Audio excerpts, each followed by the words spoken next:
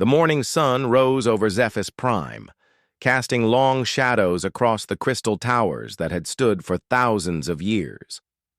Dr. Kessa Thrain watched from her laboratory window as the city began another day. She did not know it would be one, of their last. The warning came from the Deep Space Monitoring Station at exactly 800 local time. Commander Vex burst through the laboratory doors, his blue skin pale with fear. "Kessa, you need to see this immediately." The holographic display showed their star, a stable yellow dwarf that had burned steadily for billions of years. But now, something was terribly wrong. The star's magnetic field twisted and writhed like a living thing in pain. Solar flares erupted from its surface in patterns that made no sense. "How long do we have?" Kessa asked, though she already knew the answer would be terrible. "The stellar physicists say 6 months at most," Vex replied. "Maybe less. When the big flare comes, it will strip away our atmosphere and sterilize the planet." Kessa stared at the display. 40 billion Zephyrians lived on this world. Their colonies on other planets could maybe hold a few million refugees, but that was all. They needed help, and they needed it fast. "Send messages to all our allies," she ordered. "Emergency, priority, request immediate evacuation assistance." The Zephyrians had served the galaxy well for 10,000 years. They were the mediators, the peacemakers. When the ethereal collective wanted to expand into Titan space 50 years ago, the Zephyrians had negotiated a treaty that prevented war. When the synthetic confederacy had rebelled against their creators, the Zephyrians had helped broker peace. Surely their allies would help them now. The first response came from the ethereal collective within hours. Ambassador Luxon's message was brief and cold. "The collective regrets that current military commitments prevent us from providing assistance. We wish the Zephyrian people well in this difficult time." Kessa read the message 3 times, unable to believe what she was seeing. Military commitments? The collective was at peace. Everyone knew they were building new pleasure worlds for their elite. They had the ships, they had the resources, they just did not want to help. The Titan Commerce Guild's response was even worse. Their trade minister did not even pretend to be sorry. Economic projections indicate that evacuation operations would not be profitable. The Guild suggests the Zephyrians liquidate their assets and purchase passage on commercial vessels. Commercial vessels that could carry maybe a few thousand people at most, and at prices that would bankrupt their entire civilization for a handful of survivors. One by one, the responses came in. Each one was a new betrayal. The Synthetic Confederacy cited processing limitations. The Aquatic Federation claimed their ships were incompatible with Zephyrian biology. The Crystal Empire simply never replied at all. Commander Vex found Kessa in her laboratory 3 days later, staring at the wall of rejection messages. "There has to be someone," he said. "Someone in this galaxy who will help us." "Like who?" Kessa asked bitterly. "We have contacted every major power, every minor federation, every trading consortium. They all have excuses. They all have reasons why they cannot help." Vex was quiet for a long moment. Then he said, "What about the humans?" Kessa looked at him like he had gone insane. "The humans? Vex, they barely have space travel. They have never even been invited to join the Galactic Council. Most species consider them primitive barbarians. But they are still people," Vex insisted. "And they are the only ones we have not asked." Kessa wanted to laugh, but she was too tired. The humans were nothing. They lived on one small world in a backwater system. They had only discovered faster-than-light travel 50 years ago, and their ships were slow and clumsy compared to galactic standards. What could they possibly do that the mighty ethereal collective could not? But as she looked at the wall of rejections, another thought occurred to her. What did they have to lose? "Fine," she said. "Send them a message. Tell them what is happening. Ask if they can help. Vex nodded and began working at the communications console. Kessa watched him compose the message, writing it in the simple Earth languages that humans used. She felt foolish, like a drowning person grasping at air bubbles. The message was sent to Earth's primary communication center, a place called SETI that monitored space for alien signals. Kessa had read about it in cultural reports. The humans had been trying to contact aliens for decades before the galaxy made first contact. They seemed to think meeting aliens would be wonderful and exciting. How naive they were. Days passed with no response. Kessa was not surprised. Why would the humans care about aliens dying on the other side of the galaxy? They had their own problems, their own lives. The message was probably filed away and forgotten. Then, on the 7th day, something impossible happened. "Kessa!" Vex shouted from across the laboratory. "You need to see this!" She ran to the communications console. There on the screen was a response. From Earth, from the humans. The message was simple and direct. "We received your distress call. We want to help. Tell us what you need." Kessa stared at the screen. It had to be a mistake, some kind of automatic response system. She sent back a detailed explanation of their situation, the number of people who needed evacuation, the time frame they were working with. Surely when the humans understood the scope of the disaster, they would realize they could not help. The second message came faster. This time it included a name, Dr. Sarah Chen, Director of the Search for Extraterrestrial Intelligence. "We understand the situation," the message read. "We are calling an emergency session of our world government. We will send every ship we have." Every ship they have, Kessa thought. That might be a dozen vessels, maybe 24 if they were lucky, enough to save a few thousand people at most. It was a kind gesture, but ultimately meaningless. Still, she found herself hoping. For the first time in weeks, she felt something other than despair. Someone, somewhere, cared enough to try. The third message arrived the next morning. It was longer, more detailed. The humans explained their plan. They were mobilizing their entire deep space fleet. Not just military ships, but cargo vessels, passenger liners, even mining ships. Every vessel capable of interstellar travel. According to their manifest, they had nearly 300 ships, still not enough to save everyone, but far more than Kessa had dared to hope for. "They are really coming," Vex said, reading over her shoulder. "The humans are actually coming to help us." Kessa nodded, but she felt a new fear growing in her chest. The humans did not understand what they were getting into. The other galactic powers would not simply let them waltz in and rescue the Zephyrians. There would be interference, maybe even violence. She composed a warning message explaining the political situation, the likelihood of hostile action from other species. She sent it off and waited for the humans to change their minds. The reply came within hours. It was brief. "We understand the risks. We are coming anyway." Kessa leaned back in her chair and closed her eyes. In all her years studying galactic politics, she had learned that every species acted in their own self-interest. Everyone had an agenda, a price, a condition. Everyone except, apparently, the humans. They were coming to help people they had never met on the other side of the galaxy, knowing they might die in the attempt. It made no sense by any rational calculation. Maybe that was why the galaxy called them primitive? Or maybe, Kessa thought, as she watched their dying star through the window, the galaxy had forgotten what civilization really meant.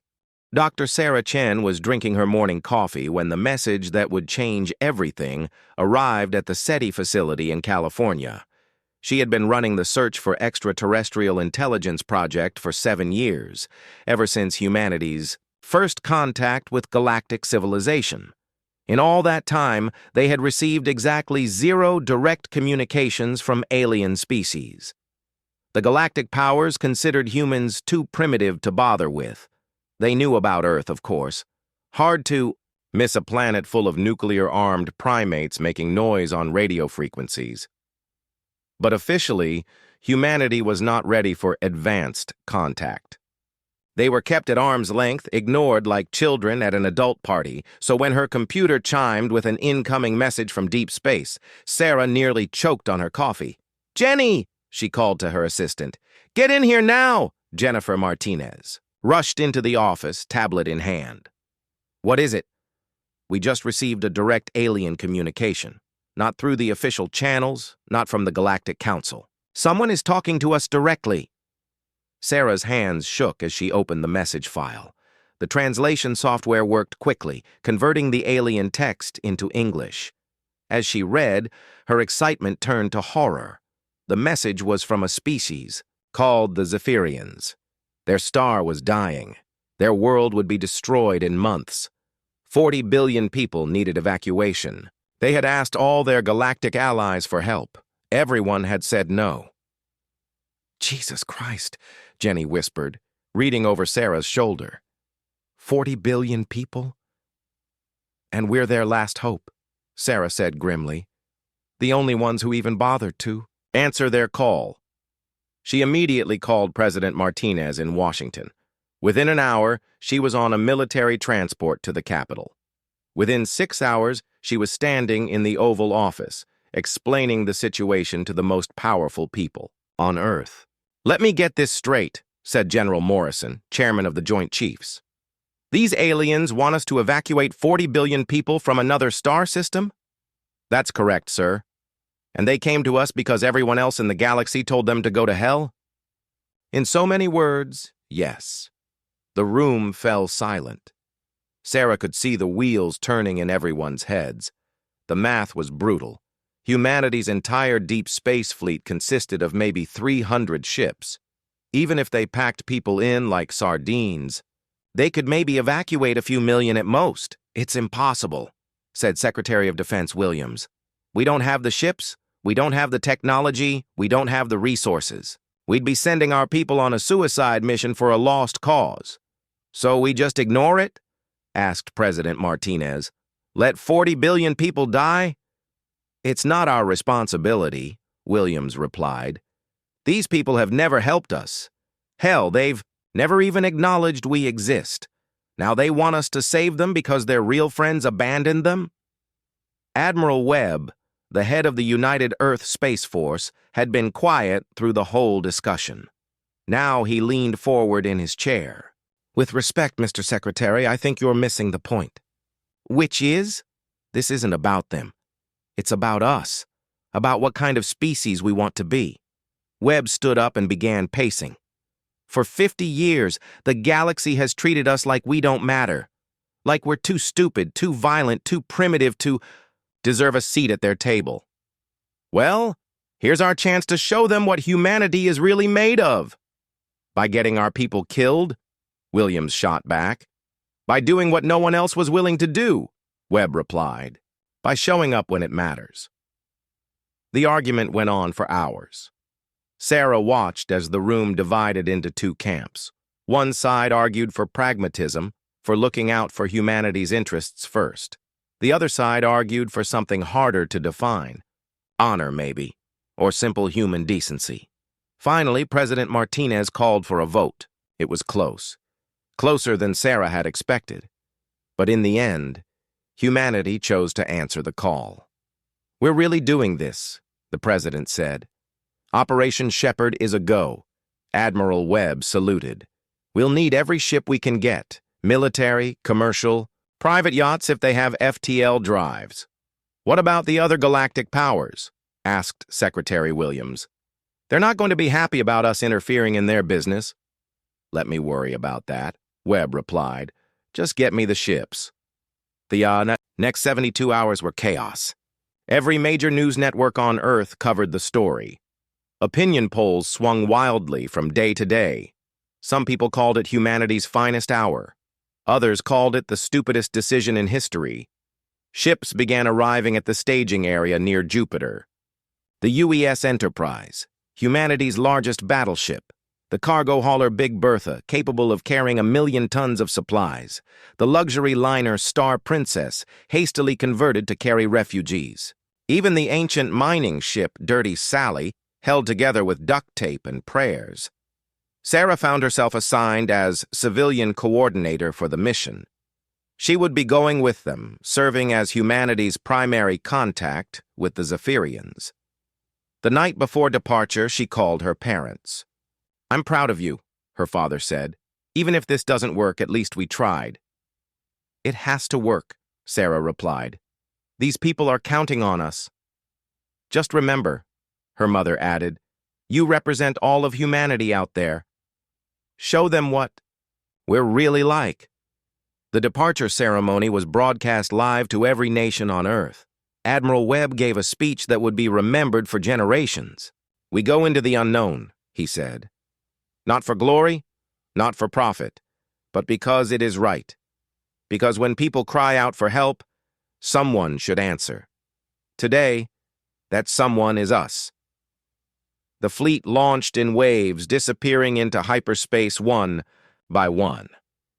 Sarah stood on the bridge of the Enterprise, watching Earth shrink behind them. She thought about the aliens who had rejected the Zephyrian plea for help. Species with thousands of years of advanced technology, vast empires spanning multiple star systems, resources beyond imagination, and yet they had all found reasons to say no. Now it was up to humanity, the galactic rejects, the species too primitive to matter. 300 ships against impossible odds. It should have been hopeless, but as Sarah watched the stars stream past, she felt something she had never experienced before. Pride. Not in humanity's technology or military power, but in something deeper. In the simple decision to care about strangers on the other side of the galaxy. The journey to Zephyrian space would take 2 weeks. 2 weeks to figure out how to do the impossible. 2 weeks to prove that sometimes the most primitive species could teach the most advanced ones what it meant to be civilized. Admiral Webb appeared beside her at the observation window. "Second thoughts?" he asked. Sarah shook her head. "No second thoughts, just wondering what we'll find when we get there." "Probably trouble," Webb said with a grim smile. "The kind of trouble that starts wars. You think the other aliens will try to stop us? Count on it. They can't let word get out that the primitive humans succeeded where they failed. Bad for their image." Sarah nodded. She had expected as much. The galaxy's elite would not simply stand by and let humanity embarrass them. "Can we win?" she asked. Webb was quiet for a long moment. "Define winning," he said finally. "If winning means saving every last Zephyrian, probably not. But if winning means showing the galaxy what we're made of, yeah, I think we can win that fight." The stars continued to stream past as the human fleet raced toward its destiny. Behind them, Earth continued its orbit, unaware that its children were about to change the course of galactic history. Not through conquest or technology, but through the simple act of showing up when no one else would. The human fleet dropped out of hyperspace at the edge of the Zephyrian system to find they were not alone.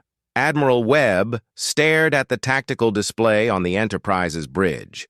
Dozens of ships formed a blockade around Zephyrus Prime. Their sleek, crystalline hulls marked them as vessels of the Titan Commerce Guild. Each ship was 3 times the size of the Enterprise and armed with weapons that could vaporize a city. "They're hailing us," reported Communications Officer Torres. "On screen," Webb ordered.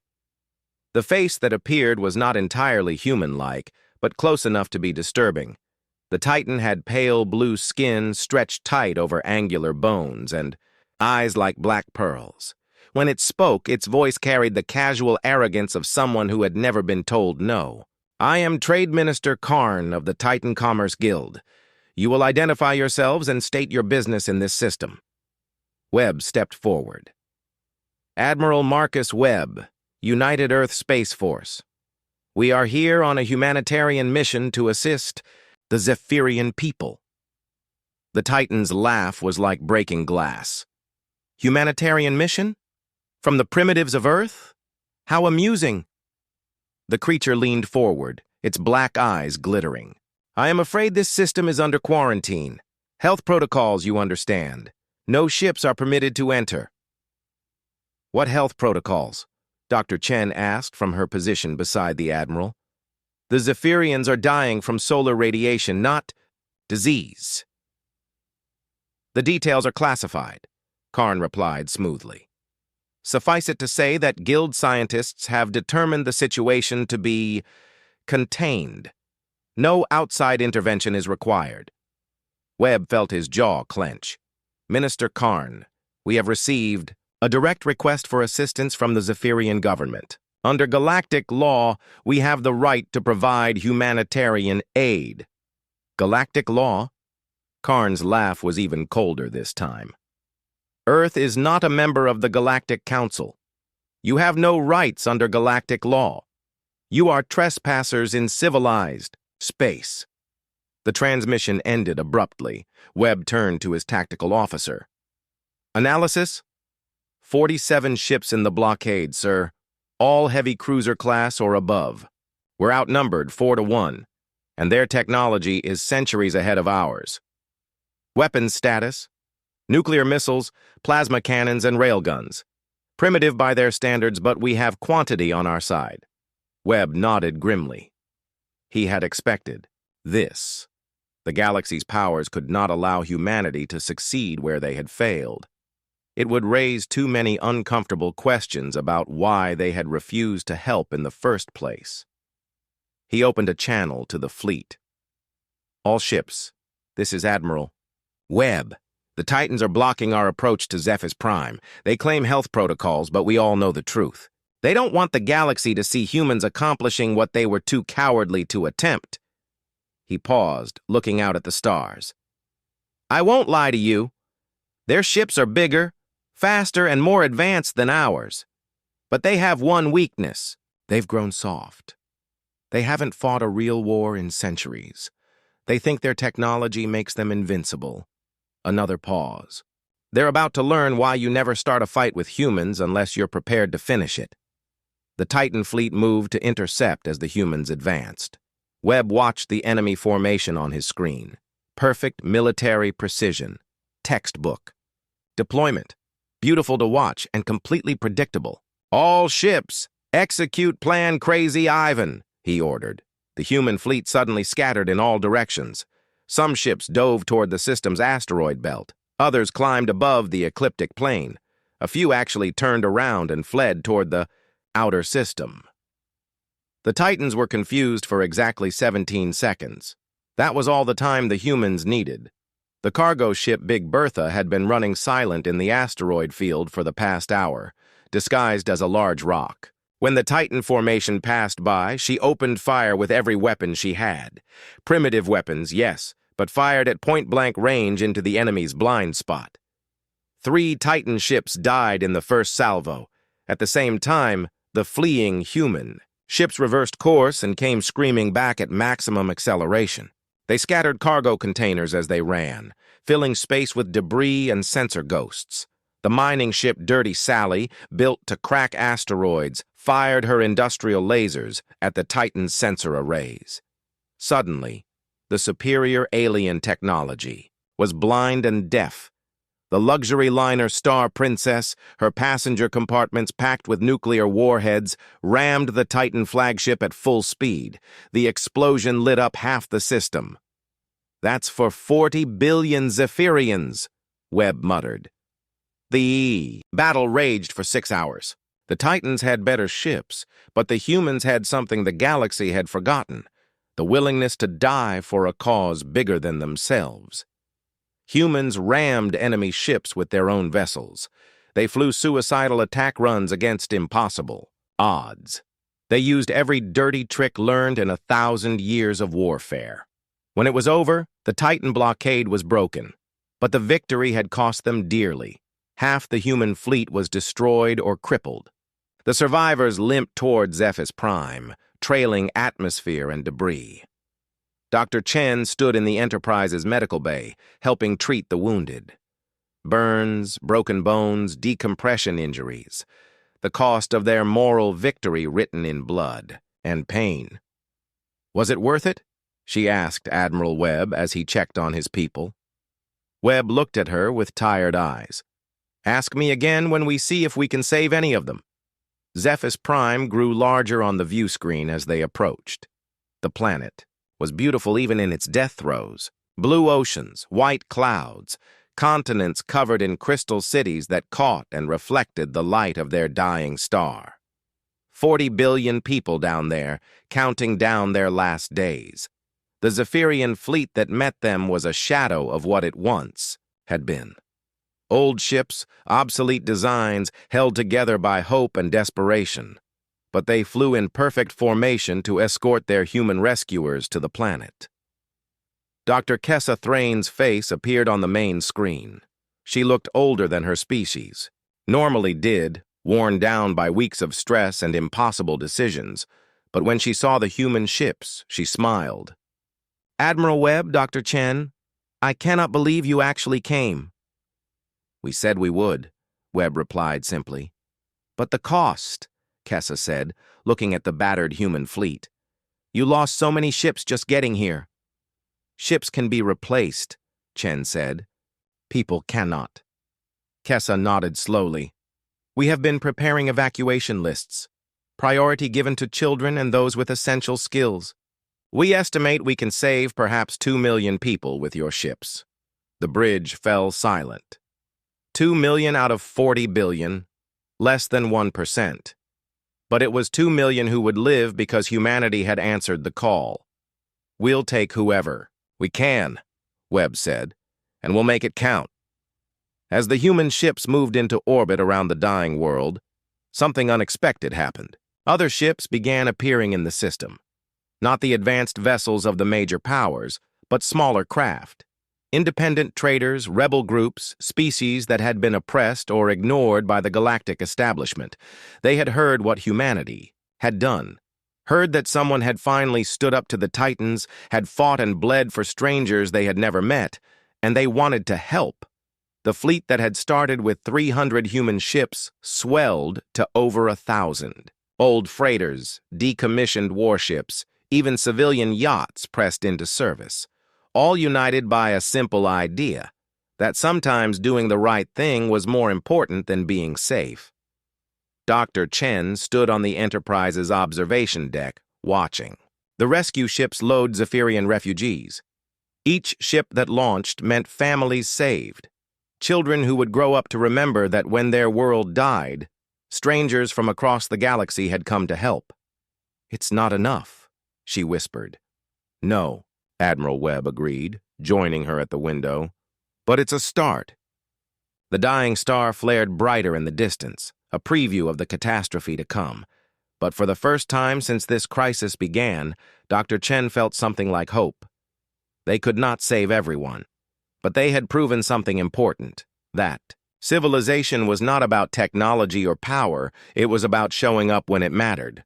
Time was running out faster than anyone had calculated. Dr. Chen stood in the makeshift command center they had established in orbit around Zephyrus Prime, staring at the latest stellar analysis.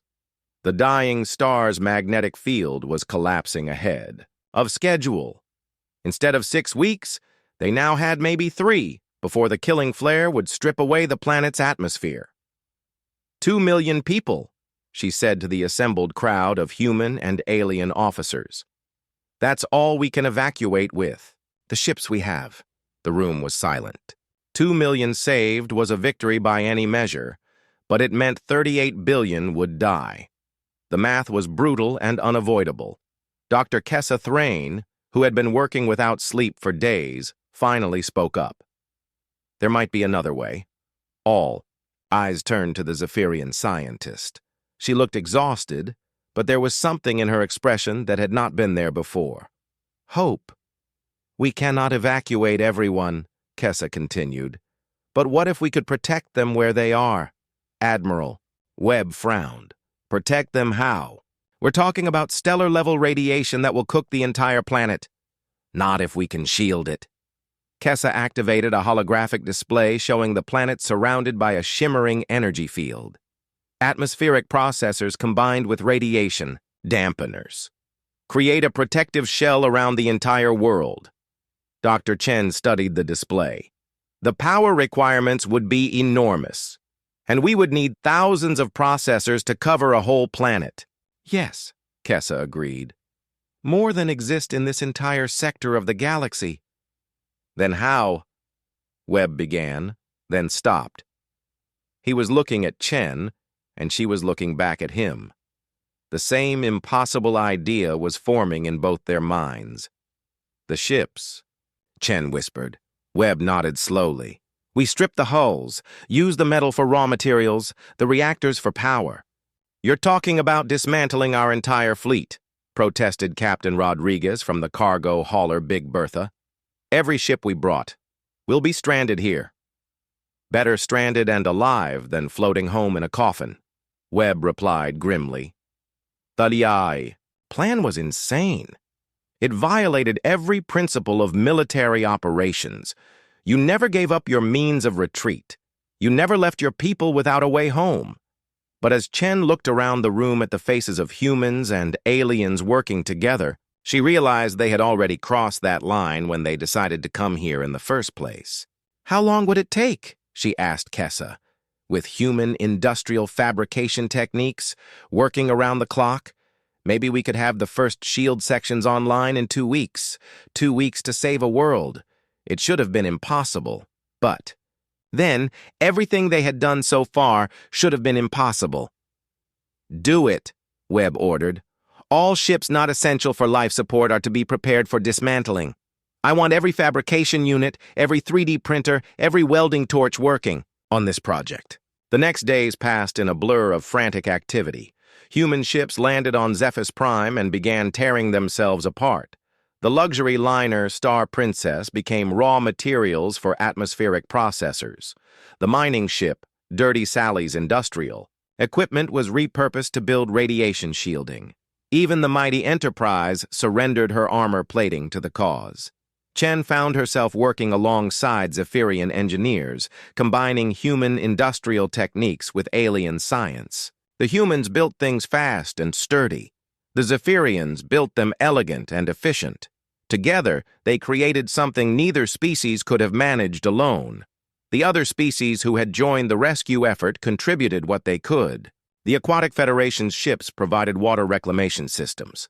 The rebel Synthetic Confederacy units offered their computational power for coordination. Even some of the minor powers that had initially refused to help began sending supplies, though they were careful not to send them officially. As the deadline approached, something remarkable was taking shape around Zephyrus Prime. A network of orbital stations connected by energy fields, creating a protective shell around the entire planet. It was not pretty or elegant like the crystal cities below, but it was functional. Human functional. 60% coverage, reported Chief Engineer Park from the Central Coordination Station. Still not enough to stop a full stellar flare. Then, we make it enough, Webb replied. He opened a channel to all stations. This is Admiral Webb to all personnel. We are running out of time and materials. I need volunteers for a suicide mission. The response was immediate. Every human crew member volunteered. So did most of the aliens.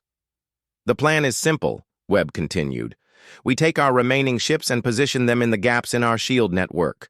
When the flare hits, we use our own hulls to block the radiation.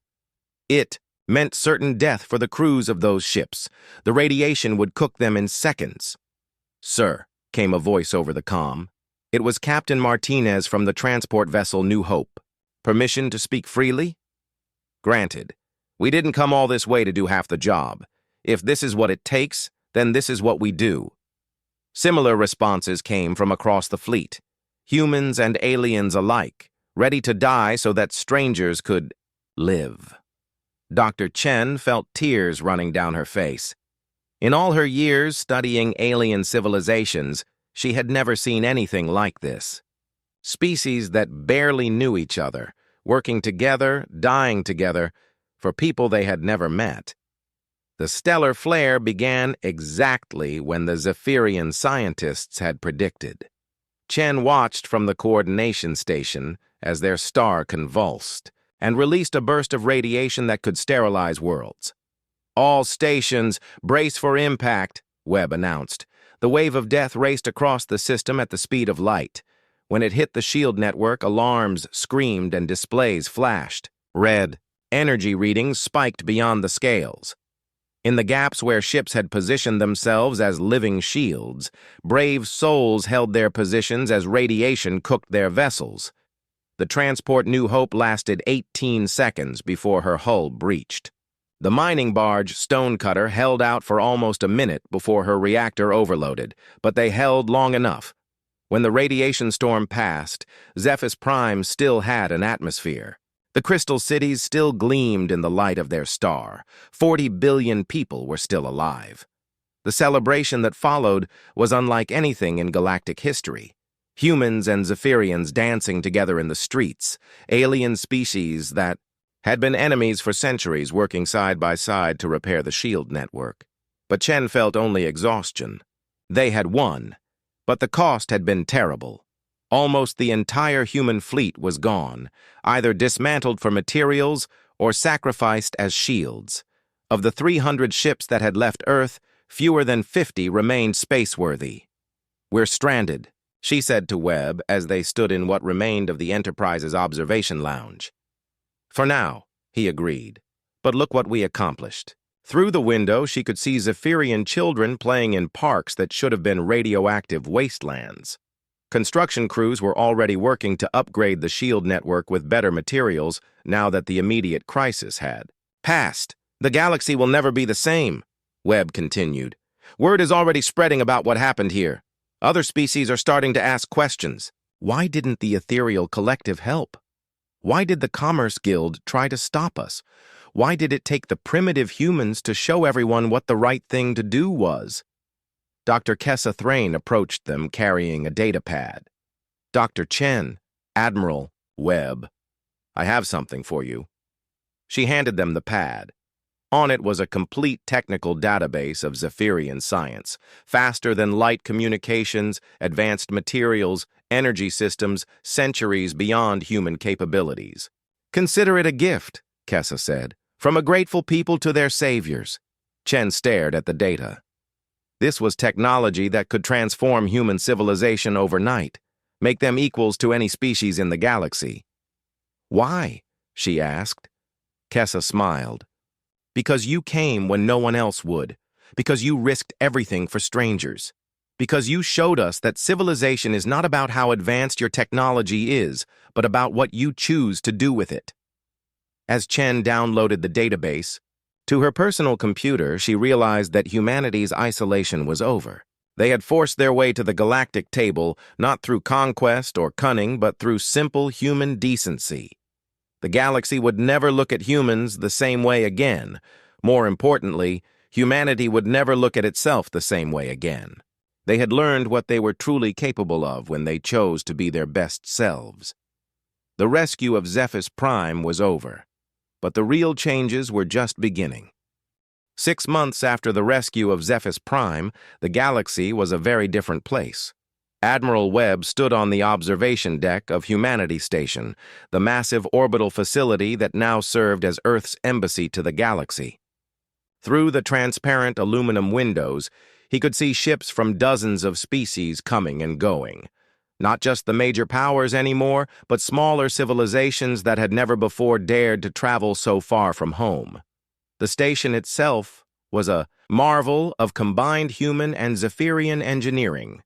Human practicality merged with alien elegance to create something that belonged to both species and neither. It was a symbol of what cooperation could accomplish. "Admiral," came a voice behind him. Dr. Chen approached, carrying a datapad and wearing the blue uniform of the newly formed Galactic Humanitarian Alliance. "The Ethereal Collective is demanding another meeting." Webb smiled grimly. "Let me guess. They want to discuss our recent activities again." "That's the polite way of putting it," Chen replied. "What they really want is for us to stop embarrassing them." In the months since Zephyrus Prime, humanity had not been idle. Working with Zephyrian Refugees and other grateful species, they had established the Galactic Humanitarian Alliance. What had started as a rescue mission had become something much larger, a coalition of species committed to helping those in need, regardless of politics or profit. The results had been dramatic. When the Synthetic Confederacy faced a plague that their creators had released as punishment, human medical ships had arrived with a cure. When the peaceful Gardener civilization was threatened by raiders, human warships had driven off the attackers. When natural disasters struck worlds that the major powers considered unimportant, human relief efforts had been there first. Each time, the established galactic powers had found reasons why they could not help, and each time, humanity had proven them wrong. "What do they want this time?" Webb asked. "The usual. They say we're disrupting established order, creating instability, making other species think they have a right to expect help when they're in trouble." Webb shook his head. "God forbid someone should expect compassion from their neighbors." The door chimed and Captain Torres entered. She had been promoted to head of intelligence for the Alliance, and she rarely brought good news. "Admiral, we have a problem. The Commerce Guild is mobilizing their fleet." Webb turned away from the window. "How big a mobilization?" 12 battle groups, nearly 400 ships.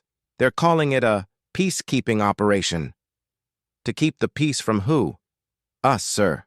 They're claiming that our humanitarian activities constitute a threat to galactic stability. They're demanding that we restrict our operations to human space only. Chen looked up from her datapad. "Can they legally do that?" "They can try," Torres replied. "But it won't be legal for long. We just received word from 17 different species formally requesting Alliance membership, including 2 that are currently members of the Commerce Guild." Webb raised an eyebrow. "Which 2? "The Mineral Brothers and the Deep Ocean Collective. Apparently, word has gotten out about how the Guild refused to help evacuate their mining colonies during the Zephyr Prime crisis. Their own people are not happy about being abandoned by their government." This was the pattern that had been emerging across the galaxy. The major powers had maintained control for centuries by being the only game in town. But now there was an alternative. Species that had been ignored or exploited suddenly had somewhere else to turn.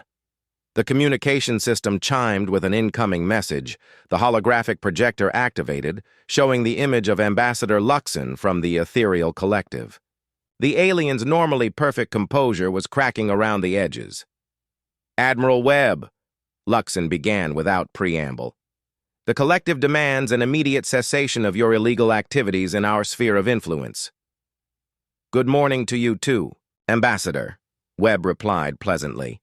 "Which illegal activities would those be?" "Your interference in the synthetic plague situation, the Gardener defense incident, the relief operations in contested space. These actions violate numerous galactic treaties." "Treaties that Earth never signed," Chen pointed out. "Treaties that explicitly exclude humanity from participation." Luxon's expression grew colder. "Earth's status is irrelevant. You are operating in civilized space without authorization." Webb stepped closer to the projector. "Let me make something clear, Ambassador. We don't need your authorization to help people in need.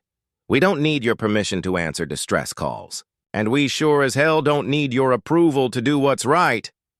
You are primitives playing with forces beyond your comprehension," Luxon snarled. "Your reckless actions threaten the stability that has kept this galaxy at peace for millennia." "Peace?" Webb laughed harshly. "Is that what you call it when the Synthetic Confederacy was being systematically exterminated by their creators? Was it peace when the Gardeners were being slaughtered by raiders while you debated trade agreements? Was it peace when 40 billion Zephyrians were left to die because it was politically inconvenient to save them?" Luxon was silent for a moment. When he spoke again, his voice was deadly quiet. "You will cease these activities immediately or face the consequences." "What consequences?" Webb asked. "Economic sanctions, diplomatic isolation, military action if necessary." Webb nodded slowly. "I see. And if we refuse?" Then you will learn why the ethereal collective has ruled this galaxy for so long. The transmission ended abruptly. The observation deck fell silent except for the hum of the station's systems. "Well," Chen said finally, "that could have gone better." "Actually," Webb replied, "it went exactly as I expected." Torres looked puzzled. "Sir? Think about it. For months, they've been trying to discredit us through political channels, claiming we're reckless, unstable, dangerous to galactic peace. But it hasn't worked. If anything, more species have been joining us." He turned back to the window, watching a convoy of relief ships preparing to depart for a disaster zone in the outer rim. So now they're dropping the pretense, showing their true colors, threatening military action against people whose only crime is providing humanitarian aid. Chen understood. And every species in the galaxy will see it. Exactly. They can try to paint us as the bad guys, but it's hard to do that when we're the ones feeding refugees and they're the ones shooting at hospital ships. The next few days proved Webb right.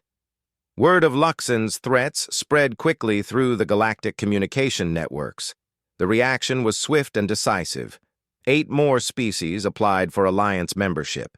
3 members of the Galactic Council resigned in protest. Independent traders began boycotting collective ports. Even some of the major powers' own member species started asking uncomfortable questions about their leaders' priorities. The breaking point came when the Commerce Guild actually fired on an Alliance relief convoy trying to reach victims of a volcanic disaster on Kepler 7th.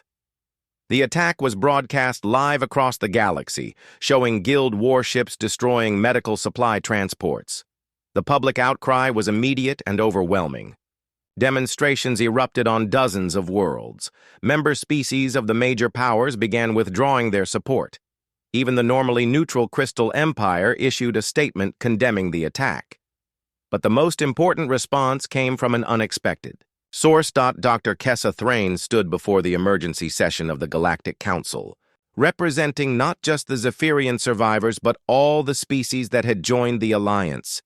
Her words were broadcast to every civilized world in the galaxy. "For 10,000 years, my people served this galaxy as mediators and peacemakers," she said. "We believed in the system. We trusted that when we needed help, our allies would be there for us." She paused, looking directly at the representatives of the major powers. "We were wrong. When our world faced extinction, when 40 billion people needed saving, our allies found excuses.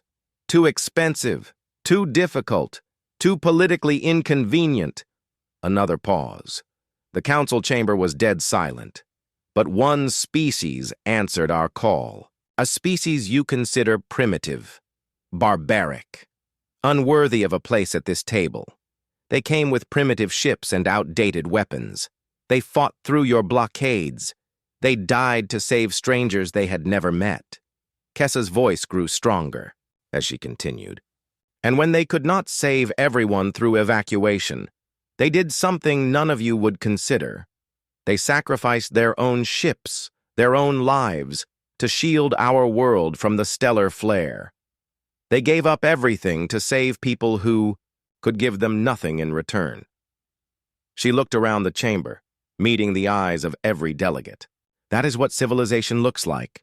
Not your crystal palaces or your ancient treaties, not your vast fleets or your hoarded wealth.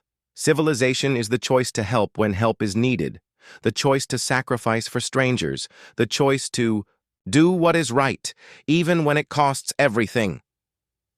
Kessa stepped back from the podium. "The Galactic Humanitarian Alliance extends an invitation to every species in this galaxy. Not to join our empire, for we seek no empire. Not to bow to our will, for we seek no dominion. We invite you to join us in building a galaxy where no one dies alone, where no cry for help goes unanswered, where civilization means more than just technology and power." The session erupted in chaos. Some delegates stormed out. Others demanded immediate votes on various proposals. Still others began.